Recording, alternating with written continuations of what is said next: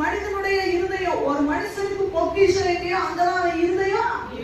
இந்த மனுஷன் பிள்ளையுடைய பொக்கிஷம் எது மேல இருந்தது தெரியுமா?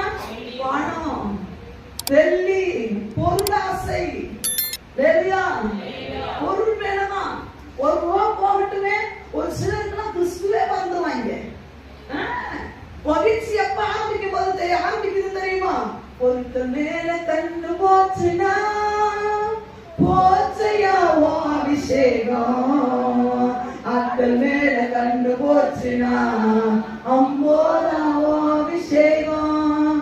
பொருட்கள் மேல கண்டு போச்சுனாலே அபிஷேகம் போயிருமா? வெறுப்பான செய்ய மாட்டீங்க. இல்ல எத்தனை அபிஷேகத்தை இழந்த ஆட்கள் தெரியுமா? ஏன் தெரியுமா? உன் பேங்க் அக்கௌண்ட்ல ஒரு ரூபாய் ஏறலைன்னா உனக்கு தூக்கம் வருதா? உன் பேங்க் ஐயா ரசிக்கப்பட்டு 15 வருஷம் ஆச்சு, ஒரு அபிஷேகத்தை வாங்கல, நமக்கு தூக்கம் நல்லா வருது. ஆனா பேங்க் அக்கௌண்ட்ல வருமானம் வரலைன்னா தூக்கம் வர மாட்டேங்குது. நம்ம அபிஷேகத்தை இழந்தமா பெற்றுக்கிறோமா?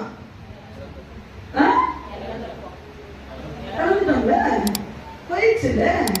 நம்ம அபிஷேகத்தை பெறல, நம்ம எங்க மிஸ் பண்ணிட்டோன்றதே நமக்கு தெரியலைங்க. இங்க பீலையா பார்த்து சொல்ல, எனக்கு வீடு நிறைய அப்படின்னா அதை வார்த்தையை விட்டுட்டா என்ன தெரியுமா? எனக்கு வெள்ளி பொண்ணு வேணும். அதுக்கு தடையா யாரு இருக்கா தெரியுமா? இந்த ஆண்டவர் இருக்கிறார், விட மாட்டேன்னு சொல்றாரு. இவனுக்கு பொருளாசனம், பொருள் அதான் சொல்றேன். மறிக்கும் போது 1 ரூபாய் அள்ளிட்டு போறது இல்லைங்க எவனும். 1 ரூபாய் நெத்தியில் வைக்கிறத கூட திருடிட்டு விட்டுறான். ஆமாவா?